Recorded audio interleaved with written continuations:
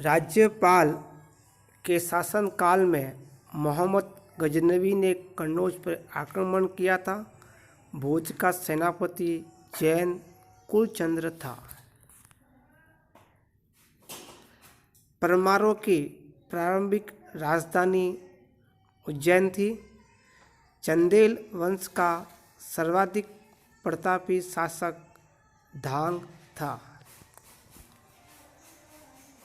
चंदेल वंश का अंतिम शासक परमादिदेव था। पाल वंश की स्थापना गोपाल पाल ने की थी। देवपाल धर्मपाल का पुत्र था। जयदेव लक्ष्मण सेन के दरबार में था। तांग काल को चीन का बुद्ध काल कहा जाता है। मलाया में हिंदू राज्य की स्थापना शैलेंद्र ने की थी। हर्ष पुष्यभूति वंश का शासक था। हर्ष के समय नालंदा के कुलपति शिलभद्र थे। मान्यखेत राष्ट्रकूटों की राजधानी थी। मशहूर हल्लाज पहला सूफी संत था जिसने खुद को अनलहक घोषित किया था। अमीर खुसरो को तूती हिंद की उपाधि से सम्मानित किया गया। कबीर सिकंदर लोदी के समकालीन थे। वल्लभाचार्य को कृष्णदेव ने संरक्षण दिया था। मीरा के बचपन का नाम पेमल था।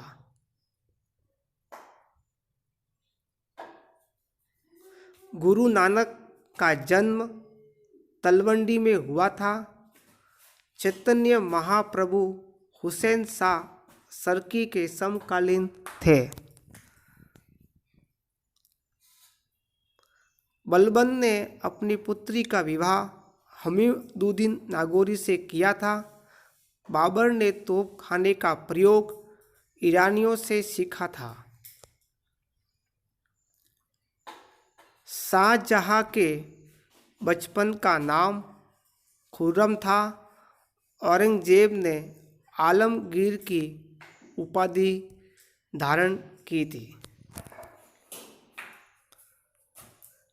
अमाल गुजार को किरोड़ी भी कहा जाता है।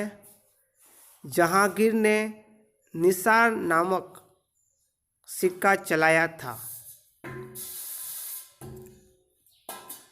शाहजहां ने आना नामक सिक्का चलाया था। शाहजहां ने 2 नहरें भी बनवाई थी। महाराणा उदयसिंह का देहांत गोगुंदा में हुआ था।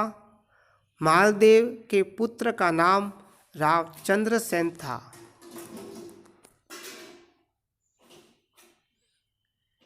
जसवंत सिंह की मौत जमरूद में हुई थी। दिन ए इलाही को तौईद ए इलाही भी कहा जाता है। नहरें बनवाने वाला प्रथम सुल्तान गयासुद्दीन तुगलक था। मोहम्मद तुगलक ने सांकेतिक मुद्रा का प्रचलन किया था।